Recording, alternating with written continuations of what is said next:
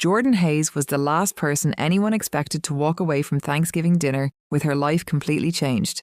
At 35, she was a single mother raising her 7-year-old son, Noah, and her relatives had already decided she was the family's greatest disappointment. What none of them knew was that she secretly owned a thriving company worth $94 million. Even more surprising, the house where they gathered every holiday existed because of her generosity. For 5 years, she had quietly paid every mortgage installment, every utility bill, and countless hidden expenses without asking for recognition. The family never suspected their comfort depended entirely on the daughter they constantly criticised. That Thanksgiving evening began like every other family gathering. Her older brother Ethan arrived from Atlanta with his wife Rachel and their young daughters. Her mother Carol proudly arranged expensive dishes across the polished dining table, while her father Thomas settled into his usual chair at the head of the table. The moment Jordan stepped inside holding Noah's hand, she felt the familiar tension hanging in the air. Everyone smiled politely, yet silence lingered long enough to reveal that opinions about her had already been formed before she even sat down. Dinner continued awkwardly until Thomas slowly placed his fork beside his plate. He looked directly at Jordan, disappointment written across his face. "You threw away every opportunity we gave you," he said sharply. "We paid for your education, yet you're still raising a child alone. Look at Ethan. He built a successful career. What have you accomplished?" Jordan felt the sting of every word, but stayed silent. Years of experience had taught her that defending herself never changed anyone's opinion. Thomas rose from his chair, his voice growing louder. "You embarrassed this family the day you came home pregnant without a husband or a plan. As far as I'm concerned, you stopped being my daughter that day." The room froze. Then came the words Jordan would never forget. "Get out of my house. Don't come back until you've finally done something worthwhile." Noah burst into frightened tears as the shouting echoed through the dining room. Jordan calmly stood, wrapped her son's coat around him, lifted him into her arms, and quietly walked toward the front door. Not one family member stopped her. No one defended her. No one even said goodbye. She buckled Noah into the car, started the engine, and drove away. Only she knew the cruel irony. The house her father had thrown her out of legally belonged to her. 5 years before that unforgettable Thanksgiving, Jordan's life looked nothing like the success everyone would later envy. At 30, she had recently ended a painful relationship and was expecting Noah while living alone in a tiny apartment outside Denver. Her savings were disappearing fast, and her first business, a handmade home decor shop, collapsed after only a few months.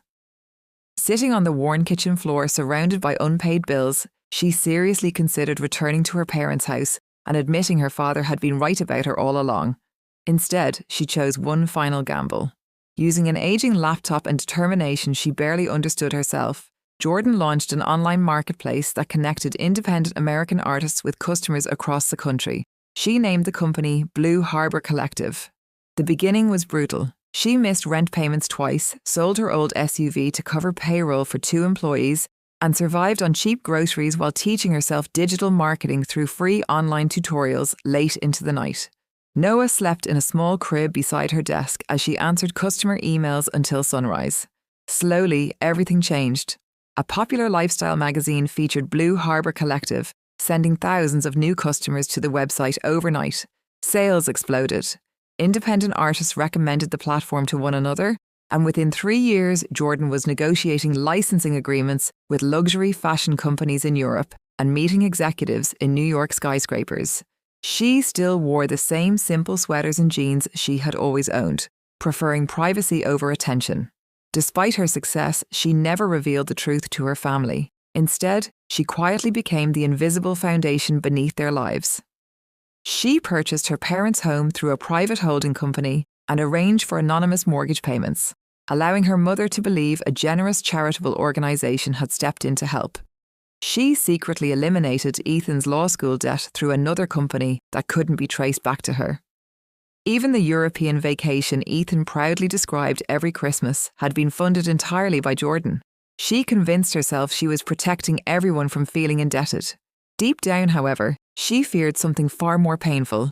She feared that even if they discovered she had built an extraordinary life, they still would never be proud of her. The night after Thanksgiving, once Noah had fallen asleep, Jordan opened her laptop and reviewed every payment connected to her family's comfortable lifestyle. Without hesitation, she cancelled the mortgage transfers, stopped Ethan's monthly deposits, and instructed her financial office to terminate every remaining payment. For the first time in years, peace settled over her heart. The consequences arrived faster than Jordan expected. Within 3 weeks, every safety net she had quietly maintained disappeared. A foreclosure notice arrived at her parents' home, leaving Thomas and Carol stunned. Days later, a tow truck pulled into the church parking lot on Sunday morning and repossessed Thomas's sedan while members of the congregation watched in silence. Embarrassed and confused, he stood frozen with a cup of coffee in his hand as the vehicle disappeared down the road. Meanwhile, Ethan's law firm questioned him after his loan payments unexpectedly failed. For the first time, colleagues began asking uncomfortable questions about his finances. The confidence he had always carried slowly faded. Carol finally called Jordan, panic filling her voice. "I don't understand," she whispered. "Everything is falling apart. Can you tell me what's happening?" Before Jordan answered, another surprise reached the family. A national business magazine released its newest issue, featuring Jordan on the cover beneath the headline announcing her as the founder of Blue Harbor Collective, now valued at more than $94 million. Ethan immediately forwarded the article to their father. Thomas stared silently at the screen, realizing the daughter he had called a failure had quietly become one of the country's most successful entrepreneurs. That evening, Jordan answered her mother's call from the balcony of her Maui home, the Pacific Ocean stretching endlessly before her. She calmly explained everything. For 5 years, she had paid the mortgage, the household bills, Ethan's debts, and countless expenses no one had questioned. She admitted that being thrown out of a house she actually owned had finally convinced her to stop sacrificing herself for people who never wanted to know her story. Carol broke down in tears, saying she never would have allowed Thanksgiving to end that way if she had known the truth. Jordan answered gently, "You never asked. Everyone decided who I was long before they cared enough to learn who I'd become." Months passed before the family slowly began rebuilding trust. Thomas mailed a handwritten letter admitting he had been wrong and saying he was proud of her, even if the words came painfully. Ethan called simply to ask how Noah was doing. Jordan accepted their sincerity, but never restored the financial support.